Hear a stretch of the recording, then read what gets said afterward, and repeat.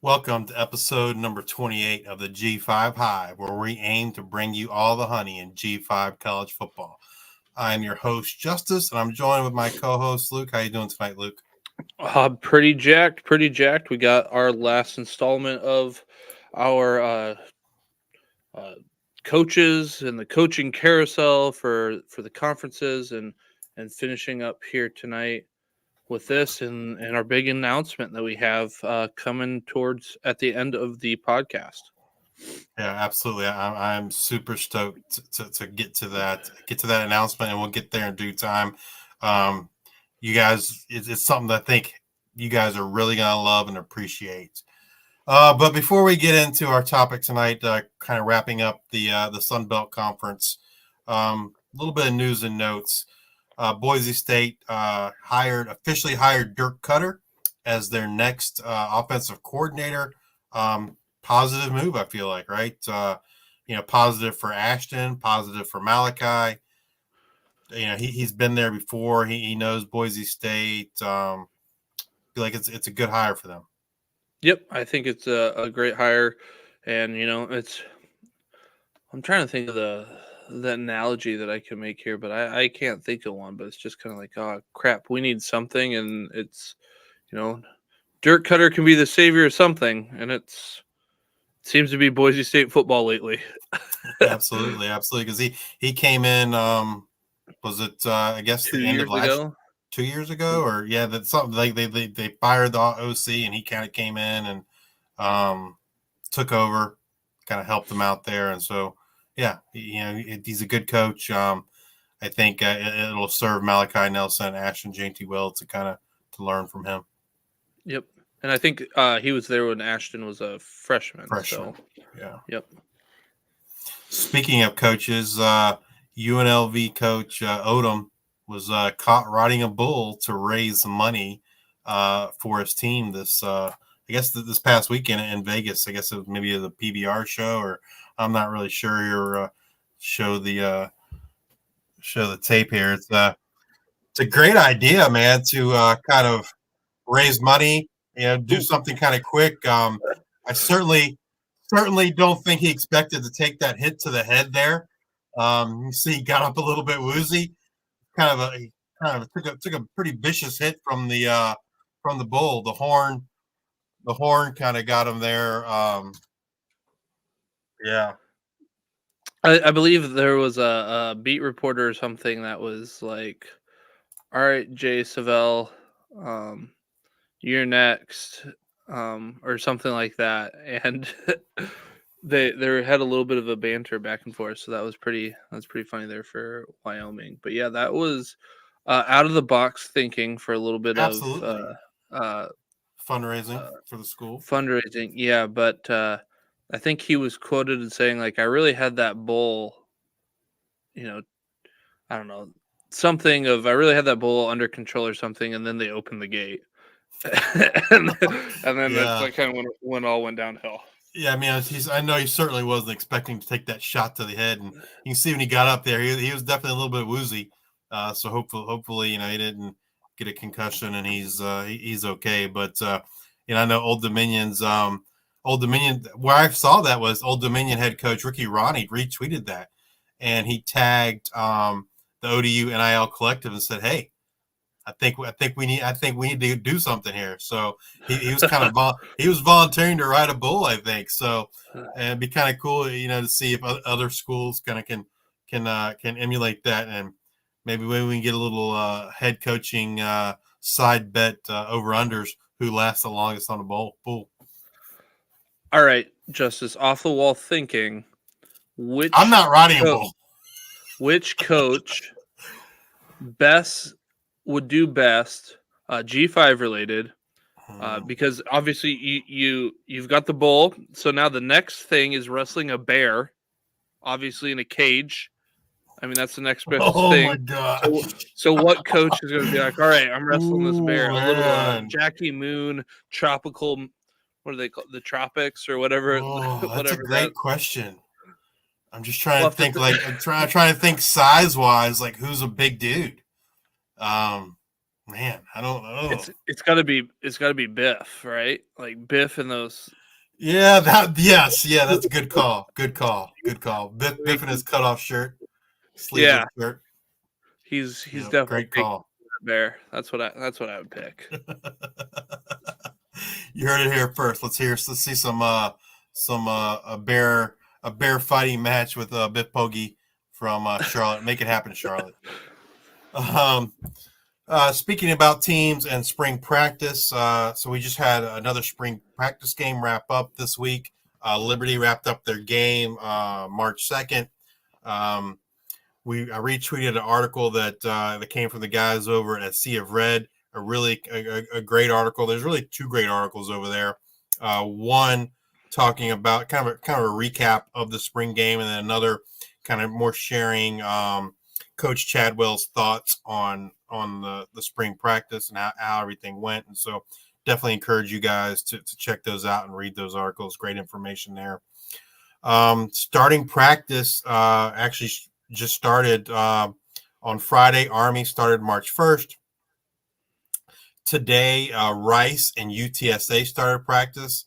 Tomorrow, Boise State, Navy, and Oregon State and South Florida. And then March 10th, Arkansas State starts their practice. That's kind of I'm not sure who the next spring game is. I was talking to Luke before we started, and we kind of got to get that list down to see when the next spring game is. But Liberty and Hawaii have been the two that have played so far to this point, and hopefully we'll get those dates and be able to report those out to you guys here when the spring games are coming up. All right, so we're kind of ending our series here on transfer portal and coaching changes. We went conference by conference. We broke the some of the conferences up. I guess the Mountain West and Sun Belt, we broke them into half. So tonight we are finishing with the last, I guess, 7 teams here in the Sun Belt Conference. And first up is the Marshall Thundering Herd.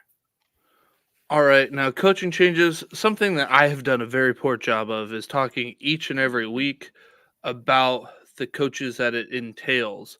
I think I maybe mentioned in the first one.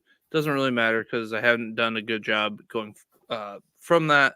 But the coaching changes, all I really looked at was the head coach, OC, and DC. Yes, there's been some lineman change or like line coaches, cornerback, safeties, wide receivers, but for the most part, like they're not really changing the offense or defense, things like that. So I really, in this whole coaching changes, that's what I'm focusing on. So if you do hear no coaching changes, it doesn't mean no coaching changes. It just means like nothing to the DC, OC, or head coach. So I want to mention that because I've done a poor job of mentioning that in the past. So with that all being said, first team that we have here is Marshall Thundering Herd. Coaches that are out: OC Clint Trickett, he was fired, and in comes OC Seth Dogie. Last was the Purdue tight end coach. So Seth Dogie was a Texas Tech quarterback from 2008 to 2012. He was under Tommy Tuberville and Mike Leach. So, you know, which kind of quarterback style is he going to go with? That is the biggest thing. Right, he was with Graham Harrell at Purdue. Graham Harrell. I think he was also with Graham Harrell at USC. Yep. So he has some history with Graham Harrell as well. So that's the big thing, is figuring out which type of quarterback play he's going to go with, or offensive type of scheme he's going to go play with. Luckily, a Leach quarterback is pretty easy to identify because they're throwing it like 600, 700 times a year, as opposed to like a Graham Harrell quarterback throwing like 300 to 400 times a game, or a game. That would be great. A year. And then, the system that he came from, being with Mike Leach and Tommy Tuberville, he averaged 49 pass attempts per game. So likes to throw the ball around. Two back system, very involved. If you get a Mike Leach running back system, you're going to catch it out of the backfield, and your running back is going to get a lot of catches, while in the Graham Harrell, it's going to be more of your traditional, just your rushing um, aspect, a little bit of passing, but not as much. And then, luckily, wide receivers, again, you pass a lot, you're going to have to throw it to somebody. The second guy has been a mix of the slot and outside, but um, typically it's been the slot guy, and for the most part, the first wide receiver is an outside wide receiver. So we want that outside wide receiver in the Marshall offense, and then you're going to have some value there in the slot, more than likely. But then it's identifying which kind of system we go to. We've got he last coached tight end group. So there's still going to be this feeling out process. But I'm really I think Marshall could be kind of one of these, I don't want to say under the radar fantasy options. I don't know how good they're going to actually be this year, but I think they're the team that's a year away. If you can figure out pieces that you like, 2025 is going to be that year that I feel like they really get that momentum. And this is going to be more of a laying the foundational type year. That's kind of my thoughts there on Marshall. Justice, what do you think about this system, and then who do we got coming and going? I mean, I think you make an excellent point, because it is a a fairly big departure from Marshall's identity, right, on offense. Marshall's identity has been play great defense and run the heck out of the ball, right? With the last few years, it was Rashawn Ali. You had Kalen Laborn thrown in there. That's kind of been their MO for a number of years, I feel like.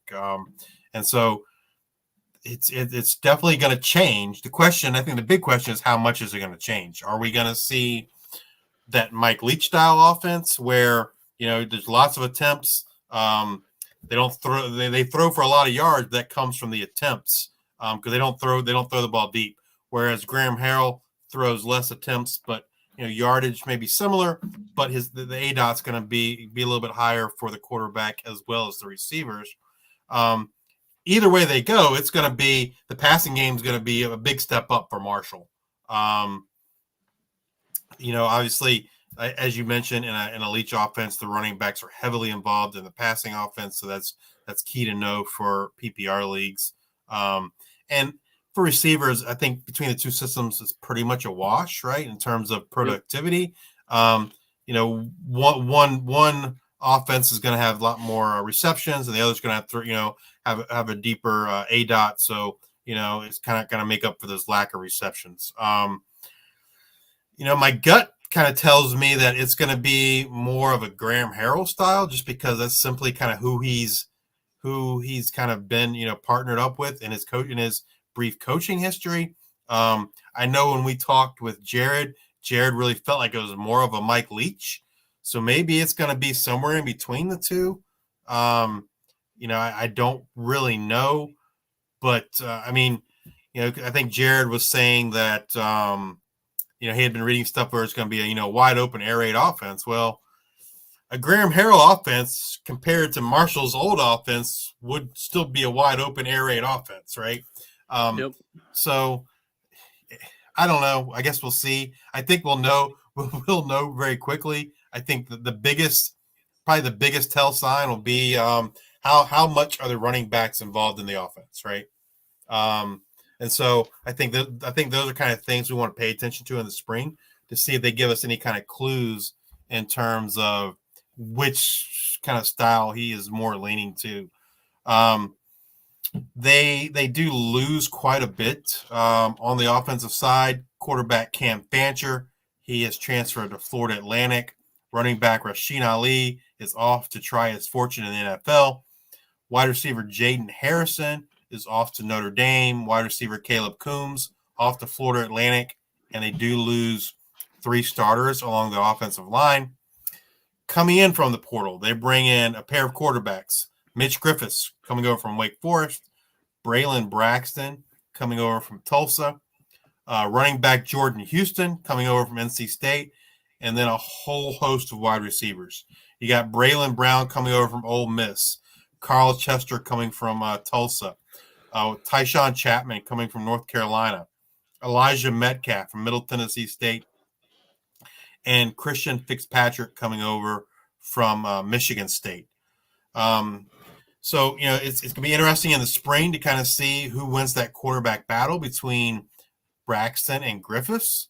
Definitely something to pay attention to, because either one of them, whoever the starter is, could have some fantasy value for us in our college fantasy leagues. Jared made an excellent point in terms of running back, and that if it is more of a Leach style offense, that Ethan Payne is a very good pass catcher. So that's good news good news on that front. Looking at the wide receivers, I know a lot of people are very excited about Elijah Metcalf. Elijah Metcalf's primarily a slot guy. That means he's not likely to be the number one receiver, but very likely the number two receiver. As we said, outside is typically the number one receiver in these offenses. So who should we be looking at for that? Now, it's kind of hard to say because all these guys have limited playing time, but Braylon Brown, Tyshawn Chapman, Christian Fitzpatrick, and Carl Chester all played outside. Looking from a recruiting standpoint, Chapman and Braylon Brown were certainly the bigger names there. Carl Chester could be a pretty interesting name, especially if Braylon Braxton gets the job, right? They both went to Tulsa. And so, if Chester's a starter and Braxton's a starter, maybe he's going to be that top outside guy. If you asked me today to kind of say, okay, you got to pick one, who are you going to pick? Who are you going to put your money on? And I would pick Braylon Brown. That would be my selection. Certainly not a safe option from a pick, but I think, from an upside standpoint, if he does win that job, he has the higher upside. If you're looking for the safe option, that's very clearly going to be Elijah Metcalf. And from a quarterback standpoint, I feel that if I had to pick one right now, I feel like it's Mitch Griffith right now, and he would be my selection there if I had to pick today. I mean, you really like what Braylon Braxton brings with his legs and his ability, but if you are going to do the Graham Harrell type offense, I definitely think it's going to be more of Mitch Griffith. If it's a Mike Leach, you can probably get away with Braylon Braxton, small dump offs, etc.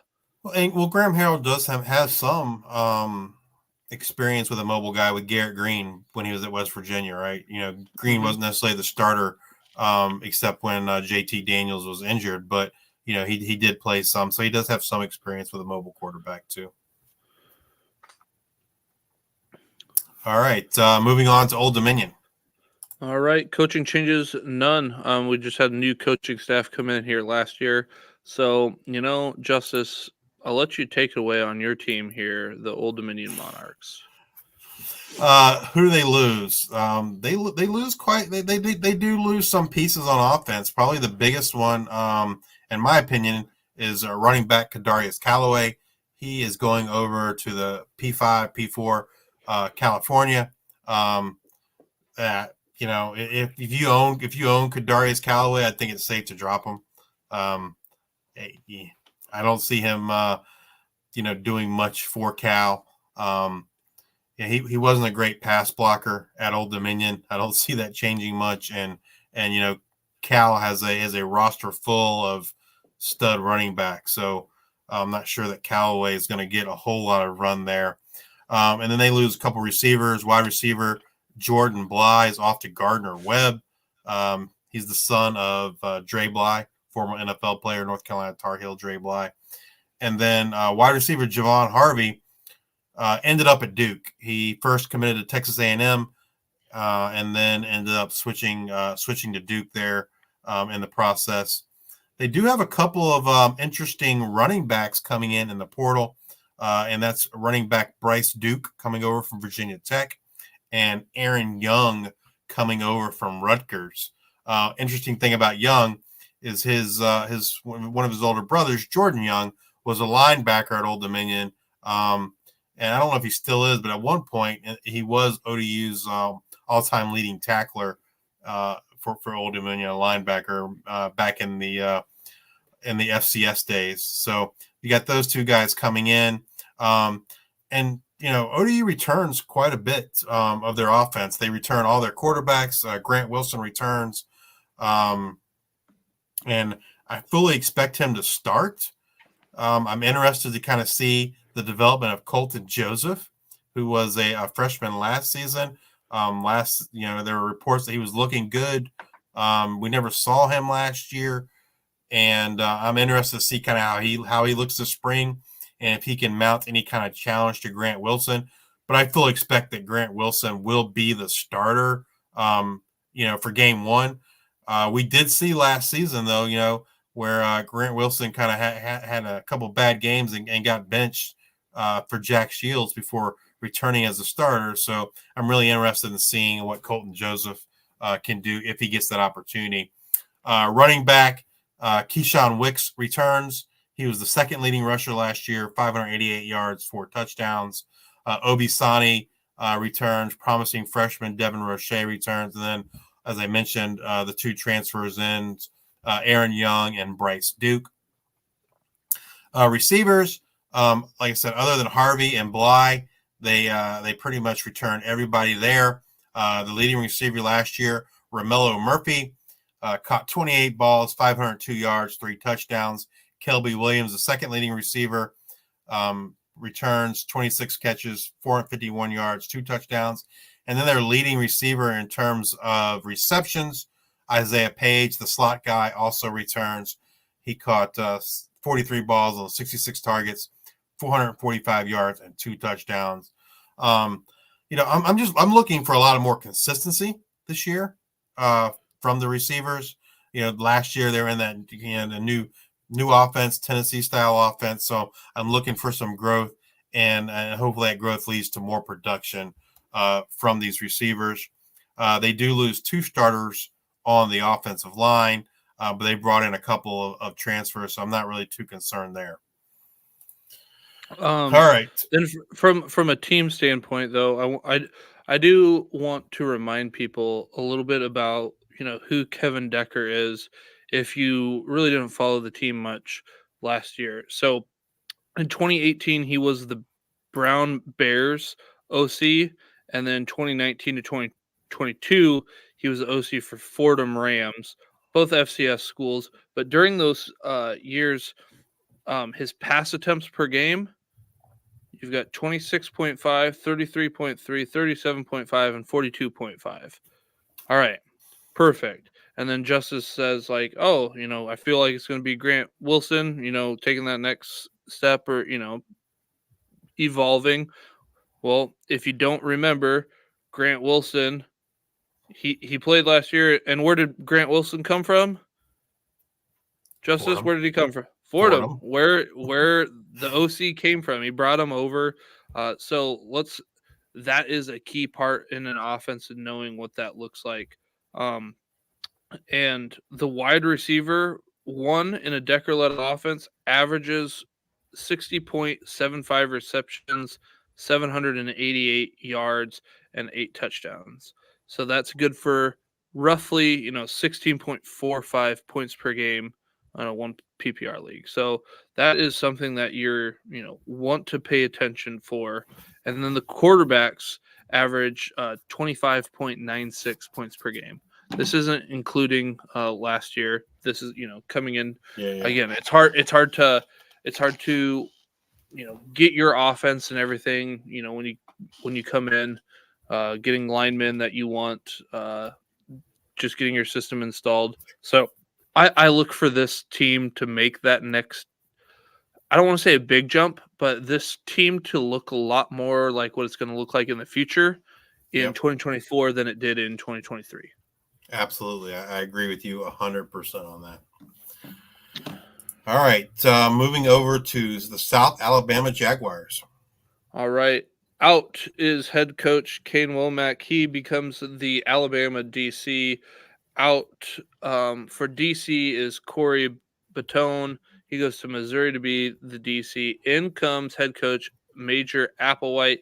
He was formerly the South Alabama OC, so you can expect probably South Alabama to stay pretty similar to what they are. Um, and DC, Will Windham was the South Alabama linebacker coach, is now the DC.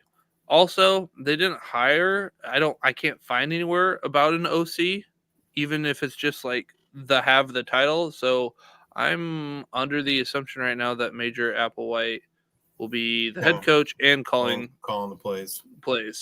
Again, I tried to look to, sometimes, you just have an OC on there, even though, the head coach is calling but I couldn't find anything that indicated that they even had a OC. So. All right. They lose a couple pieces on offense. Quarterback Carter Bradley is out of eligibility. Quarterback Desmond Trotter out of eligibility. Running back LaDamian Webb out of eligibility. And leading receiver Colin Lacey has transferred over to Louisville. They did not have any really, big transfers of note coming in.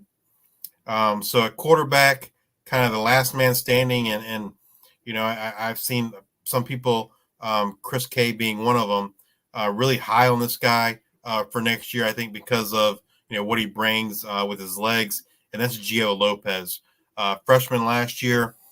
He was 41 for 61, 475 yards, 4 touchdowns, and 2 interceptions through the air.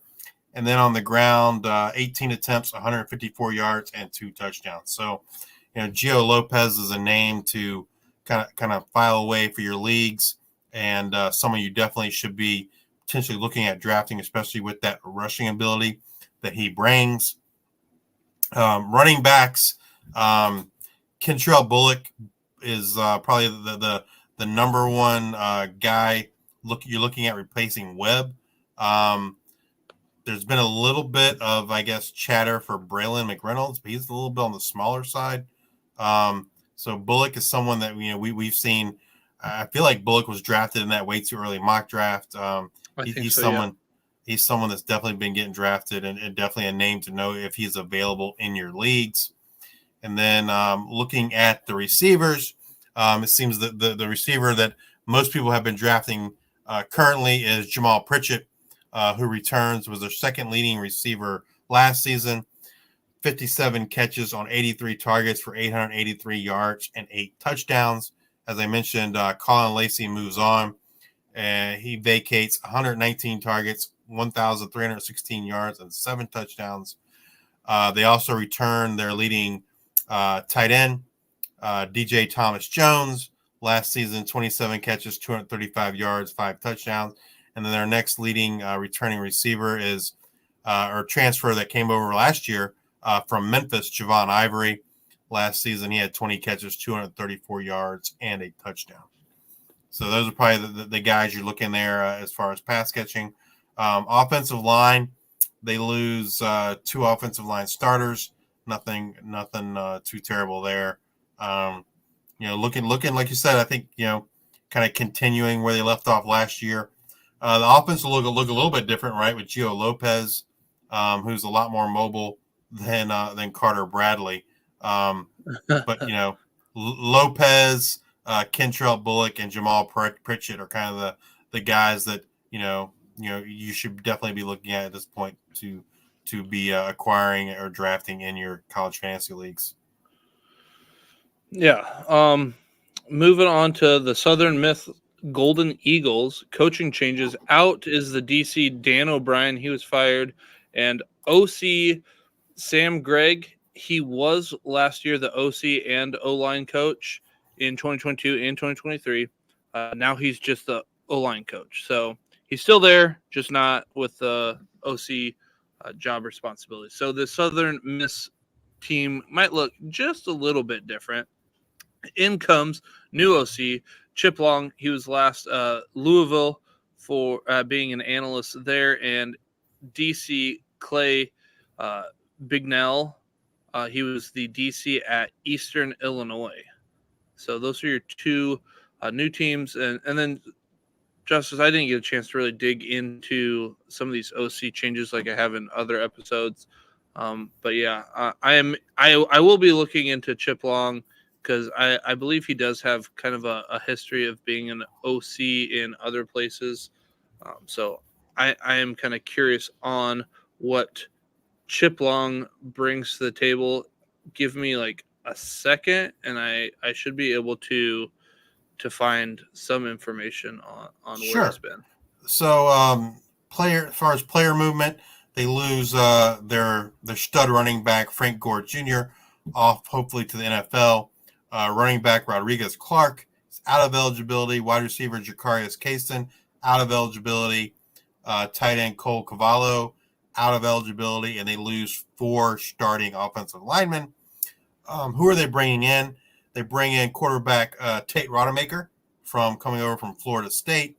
Wide receiver Larry Simmons coming from Ole Miss, and tight end Kyron Heath coming over from Ole Miss.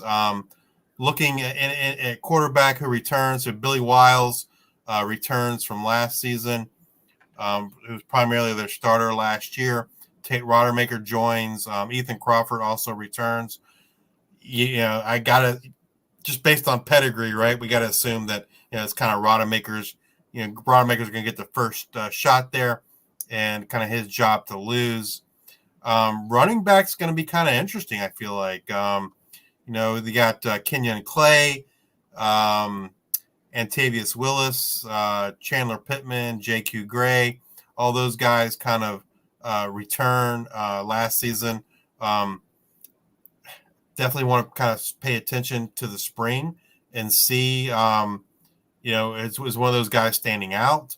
It also wouldn't surprise me if they bring somebody in, from in the transfer portal in the spring period, which means they wouldn't be in there, till August.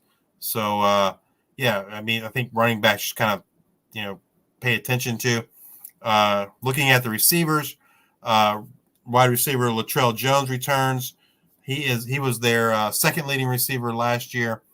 36 catches, 498 yards, and 3 touchdowns. TQ Mims returns.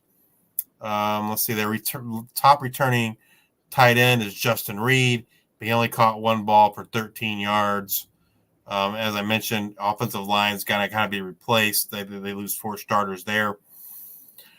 On the surface, there isn't anybody here that I'm, overly interested in. If there's a running back that kind of starts standing out in spring practice, maybe, but given the fact that they got to replace all their starting offensive linemen, I think Southern Miss for this year is probably going to be an avoid.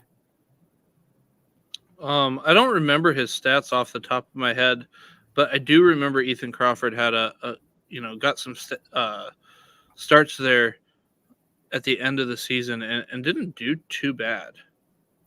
Yeah, he was 19 for 38, 246 yards, and 3 touchdowns through the air, and 42 attempts, 96 yards, and a rushing touchdown. Yeah. Didn't do too bad there. I did get a chance to look at Chip Long.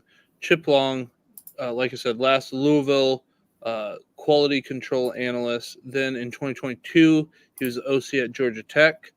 2021, the OC at Tulane. And then he was an offensive analyst in 2020 for Tennessee, OC at Notre Dame from 2017 through 19, and then Memphis's OC in 2016. So a lot of running the ball, it looks like, in general, when you look at that. So yeah, like I said, running back, maybe we'll see some separation there. Someone kind of stands out in spring practice, and again, I wouldn't be shocked that they bring in a running back in the portal in that spring portal. So kind of stay tuned there on Southern Miss. All right, next up, the Texas State Bobcats. All right, out is DC Jonathan Patike. Packy. All right. He goes to Duke to be the DC. In comes DC Dexter McCoyle. He was last Texas State safety coach. And then they also brought in Bradley Dale Pavetto to be the co-DC and linebacker coach. He was last the UTEP DC. I am kind of under the assumption when you keep a guy on your staff and you make them the DC and then add a co-DC, I feel like it's going to be Dexter McCoyle kind of running that show and what it's going to be, while Bradley kind of learns, Pavito kind of learns under him of what they're gonna do, and then maybe at some point makes that switch. But then system wise, probably stay the same. Player wise, they lose quarterback TJ Finley off to Western Kentucky. Quarterback who now says he's going to play wide receiver, Malik Hornsby's over to Arkansas State. We talked about him last week. Running back Denario Davenport, Louisiana Tech. Running back Calvin Hill is off to UTEP. Running back Jamal Jeter is out of eligibility. Wide receiver Ashton Hawkins is off to Baylor. And wide receiver Bo Corrales finally out of eligibility. He was at Carolina a number of years, SMU for a year, and then Texas State last year. But he is all out of eligibility now.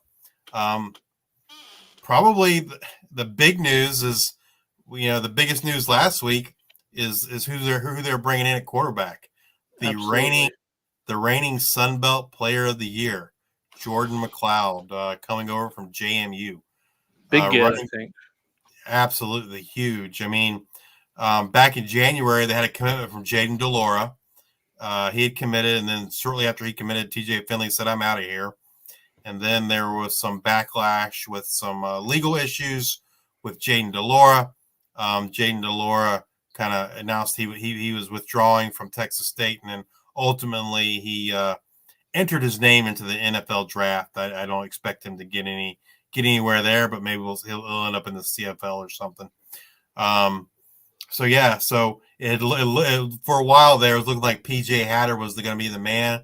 I was super, super excited by that. But, just last week, like I said, Jordan McLeod, the reigning Sun Belt Player of the Year, comes over to Texas State, and clearly he's going to be their starting quarterback.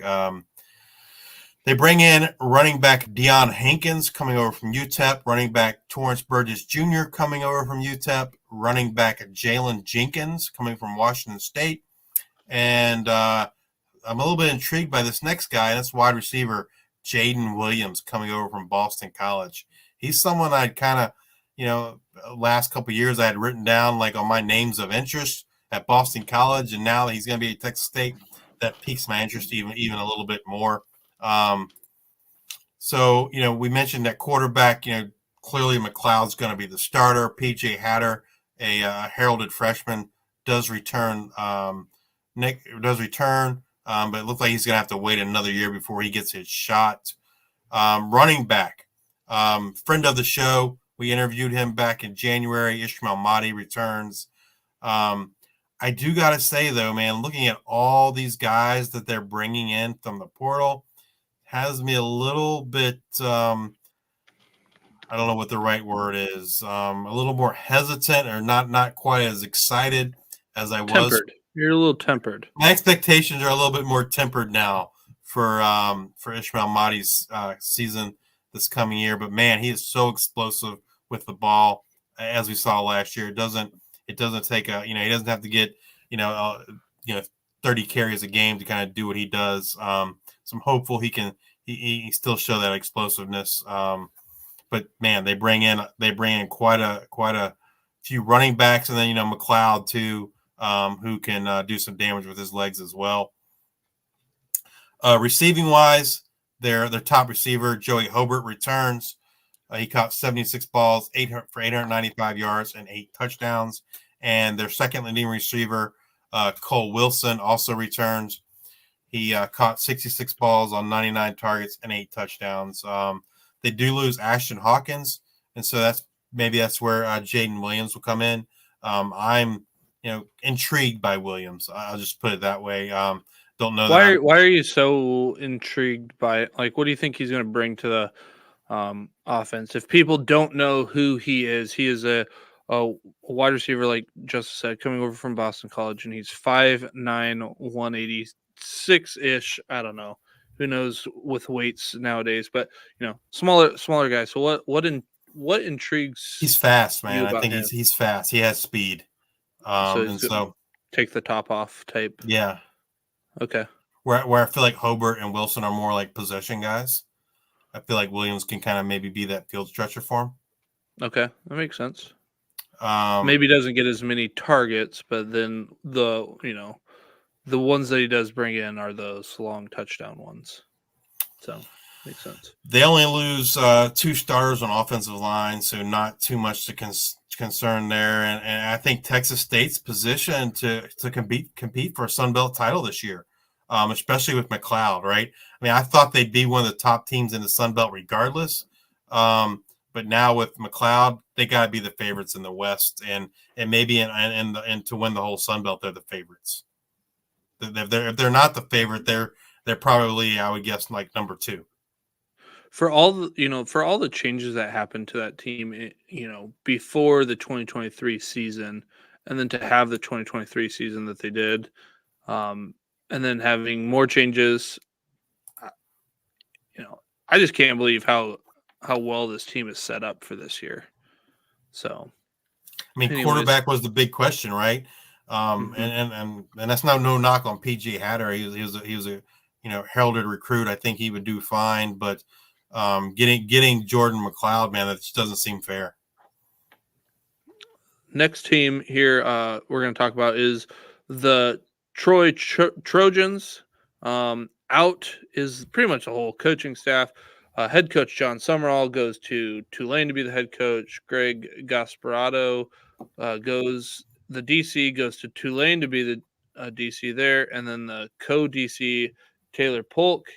He also goes to Tulane to be the co-DC and linebacker coach there. OC Joe Craddock goes to Tulane to be the OC. Who comes in now? So in comes Jared Parker, the new head coach, DC Dante Wright. He was last at West Virginia being the safeties coach, and Nathan Burton, inside linebacker coach and co DC at Kennesaw State.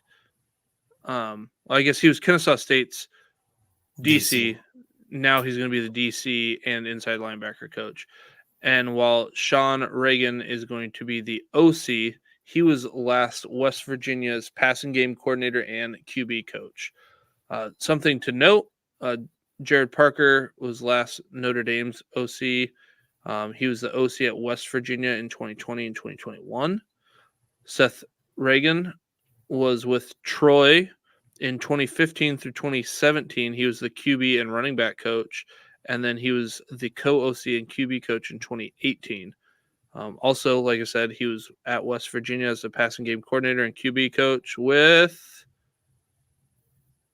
Jared Parker. Jared Parker was the OC. Sean was the quarterbacks coach and passing game coordinator during that time there, and then brings in the DC Dante Wright, West Virginia safeties coach. Again, a lot of continuity there, guys that know each other. So, again, I haven't got a chance to dive into stuff, but if I'm going to look at tendencies, I'm going to kind of look back at West Virginia and what were they kind of looking like in 2020, 2021. That's going to probably give me my best glean into what Troy is going to try to be this year. And again, when you bring in these new coaching staffs, this is a step. Next year's more of that foundation laying, and then probably year 3 is definitely where you like to see that jump. Maybe see kind of a bigger jump in year 2. But yeah, like I said, look at West Virginia here in 2020, 2021. That's what I'm gonna look at. And while Justice tells us who's leaving, who's coming, I'm gonna do just that and kind of look a little bit at West Virginia. So they lose their quarterback Gunnar Watson. He is out of eligibility. Running back Kamani Vidal out of eligibility. Running back Asa Martin out of eligibility. Backup quarterback J.D. Sherrod is off to Kent State. Wide receiver Jabari Barber is over to Texas A&M, and wide receiver Deshaun Stoudemire is out of eligibility. Their only only player of note that they're bringing over in the transfer portal was running back Gerald Green at East Carolina. And so at quarterback, you mentioned West Virginia quite a bit. Well, I got to believe their quarterback is going to be former West Virginia transfer Goose Crowder. He joined them last season. He came over from West Virginia. Gunnar Watson's gone. And J.D. Sherrod's gone. So I got to believe this is Goose Crowder. Goose Crowder's chance to shine. I'm not sure if he was there. He wouldn't have been there, I guess, with this staff. But maybe they were involved in recruiting him. Maybe, I don't know. But yeah, Goose Crowder should be the starting quarterback for Troy. Looking at running back, their top their leading returning running back is Damian Taylor, who had 346 yards and a touchdown. Jarvis Williams returns. Tay Meadows returns. This is probably a team where you're kind of looking to the spring to see, hey, who's kind of standing out. They bring in Gerald Green from the transfer portal. So definitely, pay attention in the spring to kind of see, is there a running back kind of standing out in the crowd? Like I said, they lost Kamani Vidal, who had an outstanding season last year, ran for 1,662 yards and 14 touchdowns. I certainly don't expect any new running back to get that kind of yardage, but still, it'd be still kind of want to know who that starting running back is and does anyone's kind of stand out in the spring. Looking at receivers, Jabray Barber, who was their leading receiver last year, said he's gone to Texas A&M. He vacates 115 targets, 994 yards, and 5 touchdowns. Their leading returning receiver is Chris Lewis, who caught 32 balls on 72 targets, 734 yards, and 10 touchdowns. They also return Devontae Ross, 40 catches, 428 yards, 3 TDs, and tight end Ethan Connor returns. He caught 16 balls, 168 yards, and 4 touchdowns last season. Offensive line, they only lose 2 starters there. So yeah, I think Chris Lewis is definitely a name to kind of pay attention to. Could definitely have some fantasy value for you. I'm not sure you can count on him repeating 10 touchdowns again, but hopefully he has a better catch percentage than 32 out of 72. Get some better quarterback play from Goose Crowder, and maybe in the spring we can kind of see is there a running back that's kind of standing out from this bunch. All right, Justice, and like you hit it on the head, running back is kind of what popped out to me. Do you know who was at West Virginia there in 2020, 2021? Do you remember? Oh Pretty man, fantasy relevant guy. Yeah, he was, and I can't. I Letty want to say, Brown. 1,000 yards, double-digit touchdown kind of guy. Yep, 2022, 1,010 yards, 9 touchdowns, 31 receptions, 202 in the reception category, and then 2 touchdowns.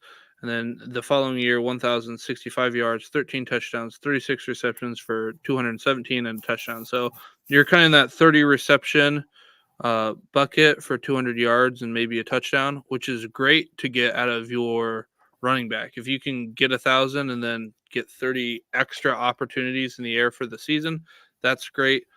During the 2 years at West Virginia, it was 26.5 points per game and 25.2 points per game. Passing was 40.1 in year 1 and 34.3 in year 2. Rushing 35.8 in year 1 and 34.7. So kind of a balanced attack there in year 2, more of a passing attack there in year 1. Jarrett Doge was the quarterback during those 2 years there. So Dougie. So that's definitely want to know who that running back is there at Troy. So kind of nothing changes. You want a Troy running back. Yeah. So hopefully we'll get some news this spring in terms of who's kind of, if there's one standing out. amongst the crowd there. All right, moving on to our last team, the Louisiana Monroe Warhawks. All right, coaching changes out is head coach Terry Bowden. He was fired. DC Vic Koning. He was also the outside linebacker coach. He's going to actually stay to be the outside linebacker coach, but will be stripped of the DC duties.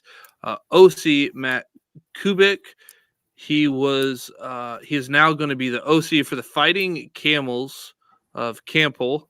Campbell, the Campbell The Campbells. Campbells in North Carolina, there in the Big South. So he's got those jobs. In comes new head coach Bryant Vincent. He was last New Mexico's OC, and new DC is Ernest Hill. He was last UAB's Nichols coach. Again, another one of those things where I did not see anything about an OC on the roster. Did deep diving as to Twitter and whatnot. I could not find anything, so I will be under the assumption that Bryant Vincent will be the head coach and also the OC. Justice, who do we got coming and going here? So they lose quarterback Jair Wright, who's out of eligibility. Running back Isaiah Woolard out of eligibility. Wide receiver Tyrone Howe out of eligibility. Wide receiver Bugs Mortimer, all fantasy name there. He's off to Western Michigan. We talked about him when we mentioned when we discussed Western Michigan. And wide receiver Darian Wiley is off to Nevada. They bring in running back Taven Curry coming over from UAB, and wide receiver Tyler Griffin coming over from UCF. Quarterback, they return 3 guys. They got some playing time last year. You got Blake Murphy, who started when Jair Wright was hurt as a freshman last year. Got to believe he's probably the favorite at this point. Last year, he was 53 for 100 out of 140, 53 completions, 104 attempts, 720 yards, 4 touchdowns. They also return Hunter Herring and Brian Garcia, who got some snaps at quarterback last year. At running back, in addition to bringing in Taven Curry from UAB, they returned their leading running back last year, Hunter Smith, who was a sophomore, 94 attempts, 507 yards, and 3 touchdowns. They also returned freshman Bennett Galloway, who had 287 yards on 44 attempts. Moving over to receiver, they lose their top 3 guys, and Tyrone Howe, Darian Wiley, and Bugs Mortimer. Their leading returning receiver, who transferred in last year from Utah State, Nini Davis. He returns. He had caught 28 balls last year on 45 targets for 222 yards and 2 touchdowns. After that, I mean, the cupboard gets kind of bare. They bring in Wyatt McClure, a tight end transfer. He caught 2 balls for 47 yards. They bring in Jacob Godfrey, a freshman, and then Justin Kimber returns from last year. He caught 2 balls for 17 yards. So, yeah, there's nothing that excites me on this offense. Just kind of knowing New Mexico last year, right? They had Ja'Cory Merritt, who had a fine year from running back production. So maybe running back's kind of where we need to look. And so that probably means either Hunter Smith or maybe Taven Curry, if one of them can kind of separate themselves in the spring. So here's a little bit about Bryant Vincent. So like we mentioned, he was at New Mexico's OC and QB coach last year. Then in 2022, he was the interim head coach at UAB before Dilford took over. Before that, he was the OC at UAB in 2018, 2019, 2022, 2020, and 2021. Then before that, he was the OC or the co-OC at South Alabama 2015, 16, and 17. So those are his OC travels. You got South Alabama, UAB, and New Mexico. So I'll at some point get a chance to really dive down there to figure out if there's a nugget I can find. All right, good stuff, man. That's gonna wrap up our transfer portal and coaching change series. So now, if you've been listening for the last 56 minutes, we're gonna get to kind of what you guys have probably very. I hopefully you're as excited as Luke and I are with what we have coming.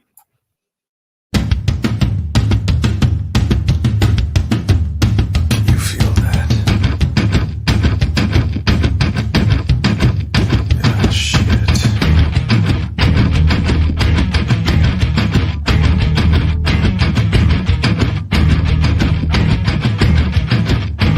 Oh, wow!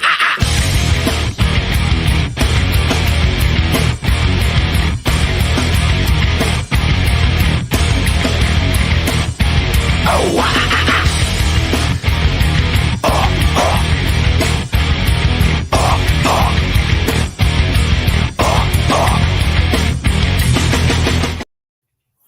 So we got a nice little video there for our audio listeners who maybe are like, what just happened? So we got a nice little video there. But this all comes back to how the G5 started. It's the origin story. Yeah. So G5, I was talking to Justice. I know he was Old Dominion fan, and I had this, thought process of getting a hold of all of the G5 beat writers, because trying to and this, like I said, this was last summer, so it's like trying to find information was, I don't want to say next to impossible. It's just really hard to find G5 information. So you got to be on these different message boards, this and that. But wouldn't it be cool if there's just like a spot that you could get all that information? And I was like, well, I'll just talk to the beat writers. I'm pretty good at building relationships, maintaining relationships, talking to people. Like I want to know, you know, the information from the horse's mouth, essentially. So I was going to I bit off a little bit more than I could chew. Like I had a whole bunch of people interested in this, and I needed somebody to kind of help interview. And I knew Justice would be into doing G5 talk, and I reached out to a whole bunch of beat reporters for G5 teams. Hey, would you be interested in doing a series where we just talk to you about your teams?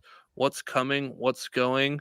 What does your team look like in the next year? Do you have any freshmen that are on campus right now that are, creating some buzz? So this he just got, we got the spring games happening, spring practices. You've got another window, so like there's a lot still going on, but this seemed like the best time um, than ever to start our Worker Bee series.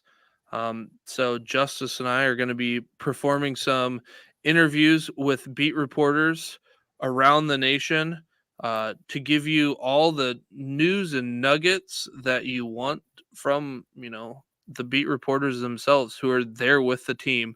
Like I said, some of these people I've talked to go to school at the universities because there is no paper that covers them.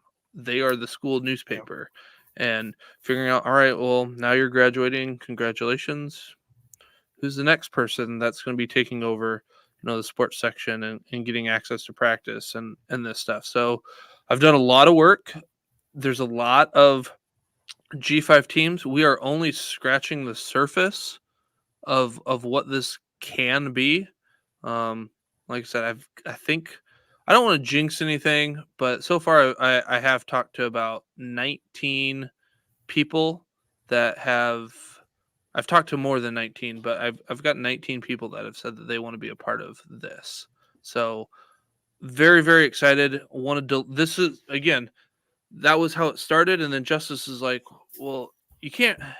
It's going to be hard to just like do that. That sounds awesome, but then if you do that, who's going to listen to it? Who's going to know that it's coming? So why don't we do a podcast together that builds up to this? and then that was like 3 weeks before the season started type thing, or 4 weeks. Yeah. It was pretty darn close, Yeah. and then the G5 Hive was born. There's a lot of co-creation there at the beginning, trying to figure out how to get this launched in time for the season starting, how we wanted it to look, and this was the grand scheme in place was, hey, we're going to give you the information that we can find. We want to be your one-stop shop for G5 news. We're going to live this stuff 24/7 all the time, so we can have everything you want. You want to know something, you can come ask us. If we don't know it, we can find it. That is, ultimately the goal. And like I said, this is where we start. We've got some pre-recorded interviews already that we're going to be dropping here soon, and boy, do we have some nuggets in there for you that you don't Absolutely. get in just articles written about here's how the spring game went. Like they're pretty awesome, and very, very excited to share that with the G5 Hive. Absolutely. Like you said, Luke, we've done, I guess, 2 to this point, and man, the information that we get, we dive pretty deep with these guys. We kind of asked, all the pertinent questions from a fantasy perspective, but not just fantasy, like college football, right? We're Yep. talk about offense, we talk about defense, talk about the coaches, we really kind of deep dive into these programs and teams, and what can what can we expect like this coming season, but we also try to look to the future, right? Who are maybe some names after this guy leaves, or who are the coaching staff excited about, who are breakout performers for this coming year, or maybe in future years. So um I can't even I'm very so stoked about this, man, because like this information you're not going to find anywhere else. It's great stuff. The guys we talk to, they're jazzed to talk about their teams. We're jazzed to hear about it. And it's just great stuff, man. Yep. And our first one, we are going to drop Friday, March 8th at 8 a.m. Eastern. It will feature the Hawaii Rainbow Warriors, who recently completed their spring game. So you're not going to want to miss this. We've got it available on YouTube, so you can see it. It's on Spotify, Apple Podcasts. But yeah, our first go around here will be Friday with the Hawaii Rainbow Warriors, and everything you need to know, about them and who's going to know them best more than Brian McInnes. Absolutely, man. Like I said, it's great stuff. I know the plan is when we get these is to generally drop them on Fridays. It won't always be consistent because we're waiting until after the spring games to kind of do these interviews. But we know for sure the next 2 Fridays we're going to have an episode for you. So you're not going to want to miss those. And I guess you can take a wild guess at who the next interview will be with. Yeah. Or what team it'll be covering, since there's only been 2 spring games done, and we're taping here on the night of March 4th. But very, very exciting things. And like I said, hopefully giving you something that we don't have right now and is valuable to you guys in whatever. It's you love to follow G5 and you want real football, you want to do fantasy football, you want to do this, whatever it is. And like Luke said, I mean, I think ultimately our plan is to hopefully have every single G5 team when we do an interview with these guys. We certainly don't expect that that's going to happen this year. We'll do as many as we can, and hopefully we'll be able to grow it to where we have contacts with every single G5 team, and in the future moving forward we'll be able to do them all. But we're going to do as many as we can for you guys this year, and grow it. Hopefully, grow it to be all of them in the near future. And you guys are going to help us get there. So if you like this material, Make sure you subscribe to the G5 Hive on YouTube, on Spotify, on Apple Podcast. Give us 5-star reviews, retweet, put it on Instagram, whatever you have to do to help get the word out there. I know it's going to be tempting to just hold this information. Hey, I've got this. Maybe my league mates don't. This is great. But the idea here is to grow, this space. And this space is going to need that. And we want to help that. And if, more people are aware of us, then the more people that want to be a part of it, and we can, help, get all that information together. All right, good stuff. Next week, we will not be live, but we will drop an episode for you, a pre-recorded episode next Monday evening. And we're going to be discussing kind of the divide between the G5 and the P5, NIL, portal, recruiting, kind of looking at that stuff. Also, dropping any news we have that comes up in between now and then. And then, next Friday, dropping that second episode of the Worker Bee series, where we deep dive into the Liberty Flames. So thanks everyone for your support. Please subscribe, rate, review, Apple Podcasts, Spotify, YouTube. Thanks everyone, and we'll see you again next week.